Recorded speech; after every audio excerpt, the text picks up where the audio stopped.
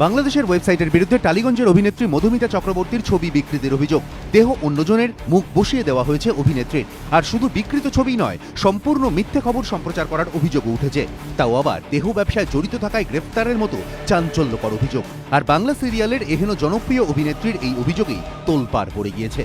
এবেলায় প্রকাশিত প্রতিবেদন অনুযায়ী বাংলা টেলিভিশনের অন্যতম জনপ্রিয় অভিনেত্রী মধুমিতা চক্রবর্তীর নামে বাংলাদেশের ওয়েবসাইটে প্রকাশিত খবরে দাবি করা হয়, ভারতীয় টেলিভিশনের জনপ্রিয় অভিনেত্রী পাখি দেহ ব্যবসার কারণে গোয়ায় গ্রেফতার হয়েছেন।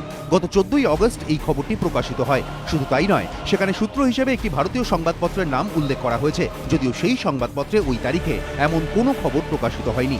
এবেলাকে দেওয়া সাক্ষাৎকারে মধুমিতা চক্রবর্তী জানান, 2-3 মাস আগে থেকেই আমি দেখতাম আমার ছবি মর্ফ করা হচ্ছে। একটা ছবি দেখে আমি তো নিজেও অবাক হয়ে গিয়েছিলাম।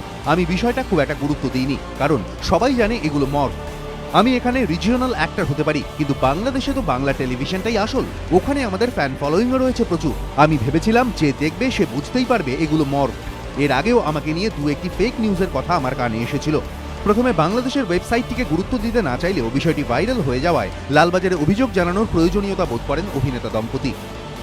এই গত 2-3 দিনের মধ্যে হঠাৎ করে একটা খুব বাজে নিউজ যে আমায় গোয়ায় গ্রেফতার করা হয়েছে, আমি নাকি দেহ ব্যবসা করেছি, মানে এইগুলো এমনভাবে আর কি প্রজেক্ট করা হয়েছে ওই কিছু বাংলাদেশের কিছু মানে ওয়েব পোর্টালসে, এমনভাবে যে কোনো লোক যারা হয়তো আমাকে চেনে না বা আমাকে টিভি ছাড়া হয়তো কোথাও দেখেনি, যে কেউ বিশ্বাস করে নেবে।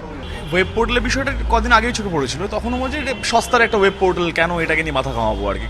কিছুই না, অ্যাকচুয়ালি না, তাদেরকে ইম্পর্টেন্স দেওয়া হয়। তারপর দেখলাম যে না, ব্যাপারটা ভাইরাল হতে শুরু করেছে, এবং পশ্চিমবঙ্গের বিভিন্ন প্রোফাইল থেকে দেখতে পাচ্ছি তারা সব শেয়ার করেছে এগুলোকে। ভাবলাম যে না, ব্যাপারটাকে এবার পজিটিভ দিকে নিয়ে যেতে হবে, মানে স্টেপ নিতে হবে এবার। তখন লালবাজারের সঙ্গে যোগাযোগ হয় এবং আমরা কথা বলি। একটি বা দুটি নয়, 100টি ছবি বিকৃত করার অভিযোগ উঠেছে বাংলাদেশের এই ওয়েবসাইটটির বিরুদ্ধে। তদন্ত শুরু করেছে লালবাজার। এবিপি আনন্দ।